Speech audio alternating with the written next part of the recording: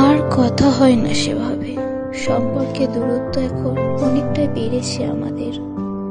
তাকে যদি বলি, সে বলে প্রথমের মতো মিষ্টি কথা কেই বা বলে আর। তবুও তাকে বোঝানোর চেষ্টা করেছি, অনেকবার বোঝানোর চেষ্টা করেছি।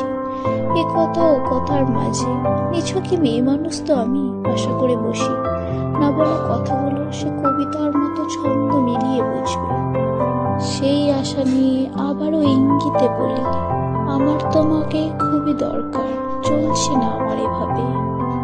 তুমি আসো, এসে বসো আর বুঝিয়ে একবার বলো, তোর পাগলি, আমার তো ব্যস্ততা বেড়েছে, আর আমি তোর ছিলাম, তোরই আছি। আমি বুঝে যাব, সত্যি বলছি। কাটতে কাটতে দিন এমন, সে আশাও ভাঙলো একদিন। সে এলো না, সে আর বোঝালো না আমায়, ইঙ্গিতেও বুঝলো না সে, হয়তো বুঝেও না বোঝার ভান করলো সে, জানি না আমি। অভিমানের আগুনে শুধু আমি উঠতে থাকলাম, আর নিজের সব আশাকে মৃত ঘোষিত করে নিজেকে বুঝিয়ে নিলাম হয়তো সত্যিই ব্যস্ত সে। তাকে কথা দিয়েছিলাম, তাকে ছেড়ে কোনোদিনও যাব না। তাই মৃত আশা নিয়ে এই মৃত সম্পর্কে